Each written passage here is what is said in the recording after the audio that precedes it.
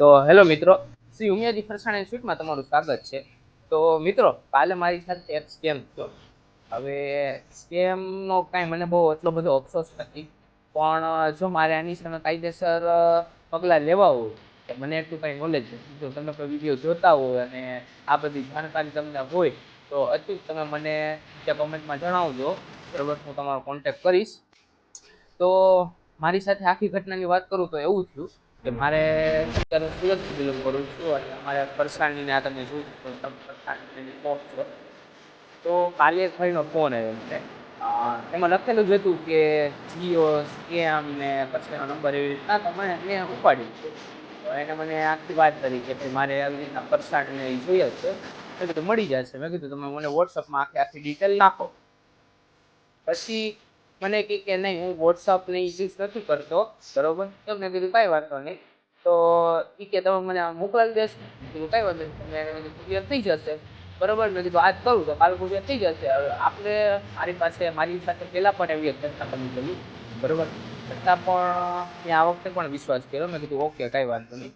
તો મને કે મારે 3 કિલો પેંડા જોઈએ છે અને પાપડી ને ગાંઠિયા ને ફરસાણ જોઈએ છે. મેં કીધું ઓકે, મળી જાય. મેં કીધું તમે મને ટેક્સ્ટ મેસેજ કરો તમારું લોકેશન, બરોબર? હું તમને આજે કુરિયર કરું તો કાલે મળી જાય. તો મને એ ભાઈ કે નહીં, મારે કાલે છોકરી છે, બરોબર? એટલે મારે કાલે સવારે જ યુઝ કરવાનું છે, એટલે તમે મને લગ્ન કરીને આજે મોકલો. ઓકે.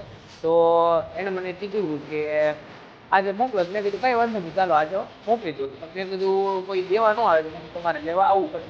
તો મને એ ભાઈ કે નહીં, હું લેવા ના આવી શકું, કે તમે મને પોર્ટર કરાવી દો. પોર્ટરની સુવિધા આપણે હાલે જ છે. મેં કીધું કાંઈ વાંધો નહીં, ચાલો પોર્ટર જોઈ લો.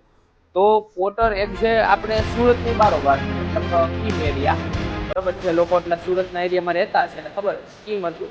તો મેં રેપિડો જોયું ને મેં લોકેશન નાખ્યું કીમનું, પરંતુ લોકેશન એમાં આવ્યું નહીં. એમાં એમ કીધું કે લોકેશન ચેન્જ કરો, ત્યાં સુધી આપણી કુરિયર પોર્ટરની કે રેપિડો સુવિધા નથી. પછી મેં ભાઈને ફોન કર્યો. મેં કીધું આવી કોઈ સુવિધા નથી. પછી ભાઈ કે તમે રિક્ષાવાળાને તે કોઈને કહો, કે પૈસા થશે હું આપી દઈશ, બરોબર? મેં કીધું ઓકે, કાંઈ વાત નહીં. પછી મેં રિક્ષાવાળાની તપાસ કરી તો રિક્ષાવાળાએ 300 રૂપિયા કીધા, બરોબર? પછી મેં ભાઈને કીધું, ભાઈને કોઈ પણ પ્રોબ્લેમ હતો નહીં. ભાઈએ સ્વીકારી લીધું અને મેં અહીંથી પાર્સલ મોકલાવી દીધું, બરોબર? મેં પાર્સલ મોકલાવ્યા પહેલાં પણ મેં એને એમ કીધું કે મેં કીધું તમે પેમેન્ટ મને અત્યારે ગૂગલ પે કરાવી દીધું. તો એ ભાઈએ મને કીધું કે ગૂગલ પેની સુવિધા આપણે નથી, બરોબર? પછી રિક્ષાવાળા ભાઈ પણ આપણા જાણીતા જ હતા, બરોબર? એ પણ સારા માણસ. એટલે મેં એ ભાઈને કીધું કે તમે ત્યાં કીમ જઈને એ ભાઈને ફોન કરજો અને પાર્સલ પહેલાં પૈસા લઈ લેજો. પણ એ ભાઈને રિક્ષાવાળાને એટલું મગજમાં કાંઈ થયું નહીં, બરોબર? 9 વાગે રાતે પહોંચ્યા એ. પછી ભાઈએ ફોન કર્યો, એટલે ભાઈ આવ્યા, એની પાસેથી પાર્સલ લીધું, પૈસા પણ ના આપ્યા અને સ્કેનરનો ફોટો પાડી લીધો અને કીધું કે હું તમને કરાવી દઈશ પૈસા. પછી ઓલા ભાઈને મેં ફોન કર્યો. મેં કીધું તમે આપી દો. તો ઓલા ભાઈ મને સામેથી એવું કહે કે જે તમે રૂપિયાનું પેમેન્ટ છે, બરોબર, એટલામાં હું કંઈ તમારું પેમેન્ટ લઈને વયું નહીં જાઉં. તો મારી પર ભરોસો રાખો, તમને પેમેન્ટ કરાવી દઉં. ઓકે, મેં કીધું વાંધો નહીં. અને આ બધી રાતે 9, 9:30 વાગ્યાની વાત છે. મારી પાસે બધો રેકોર્ડ છે, બરોબર? અને પછી ઓલા રિક્ષાવાળા ભાઈ ત્યાં સુધી ત્યાં જ ઊભા રહ્યા. એનું પણ ભાડું ને બધું મેં બિલમાં ચડાવી દીધું. પછી ભાઈ બિલ લઈ ગયા અને કાળું પતાન લઈને બીજા પૈસા મને પાછા આપી દીધા. પરંતુ પછી ભાઈનો કોલ લગાતાર વ્યસ્ત આવે. આઈ થિંક એને મને બ્લોક કરી દીધો. પછી મેં બીજાનામાંથી પણ કર્યો, બધામાંથી બ્લોક થઈ ગયો, બરોબર? એક પર ઉપાડે નહીં, મેસેજ પણ કર્યો અને મેં એમાં જોયું તો એનું વોટ્સઅપ હતું, બરોબર? વોટ્સઅપમાં પણ મેં મેસેજ કર્યા, બધું કર્યું, પણ તો પણ એ ભાઈએ મારો ફોન ઉપાડ્યું નથી.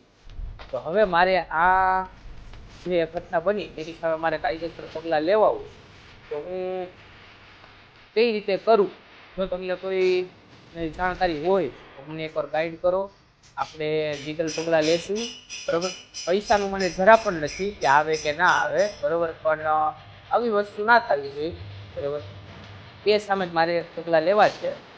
તો કોઈ પણ જે વ્યક્તિ મારો આ વિડીયો જોવે છે અને જે જાણકાર છે આપણી બાબત, કઈ રીતના આપણે પગલાં ભરવા, મને કોન્ટેક્ટ કરે, બરાબર? મારો કોન્ટેક્ટ નંબર પણ હું નીચે આપી દઈશ. થેન્ક યુ, ધન્યવાદ.